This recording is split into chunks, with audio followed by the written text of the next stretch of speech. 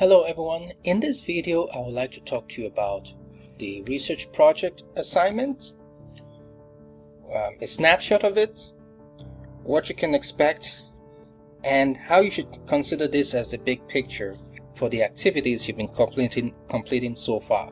So remember, you completed activities in week 6, now you're completing activities in week 7, but the main goal for completing all these activities is for you to complete the research project. The research project is, like I said, from my experience, this is the toughest and paper that students have had to work on because other units are pretty much easier. You've got to do some reading, you've got to do some studying, and you've got to do some interpretation, some analysis of what you've read. So that takes work. Now this is the word count or the instructions.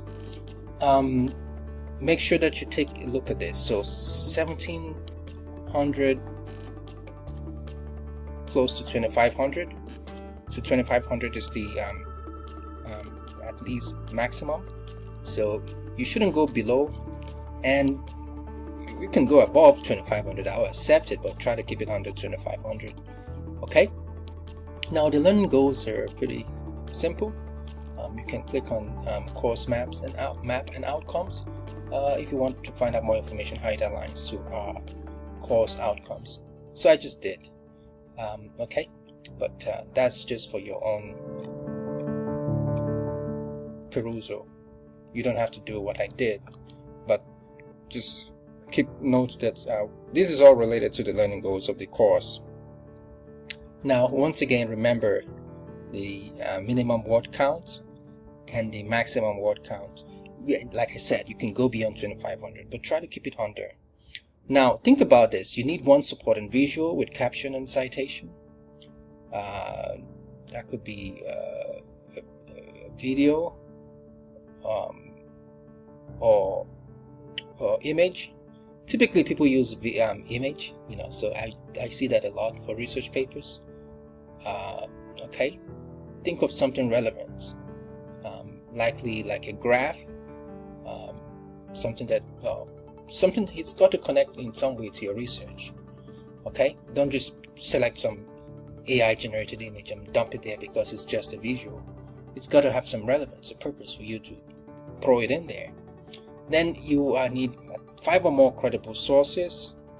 Lastly, you need a works cited page and in-text citations. So when you provide in-text citations, you will do so according to MLA formats. Having said that, whether you're trying to solve a challenging problem or value your skill, research is essential. It's an essential part of the process. So we all do research. I'm a researcher as a PhD student here, but also I research just for about anything. I want to buy a car, I want to move to a new state, neighborhood. I'm sure those of you who were moving to Iowa, you all did your little research here and there. Either you did your research or your parents did the research for you. So in a similar way, I want you to remember that for the purpose of this, it's a research essay exploring a topic that engages diverse and quality sources. This means that you're relying on a variety of sources, and preferably it's a research essay that engages diverse quality sources. It's on a topic that it's still being debated, it's being discussed. Again, you're exploring a topic, but you don't want to do something that is, let's say for instance, a settled issue that is non-controversial, that pretty much it's just a matter of fact. You're not really doing research about it because everything is, you pretty much can find out all you need to know on Wikipedia. But it's something that is quite complex that you need to like explore and examine closely, and you can only do that when you appeal to diverse quality sources. So how would this be evaluated? Well, the instructions are right below. So 1, you discover an opportunity for learning based on academic research.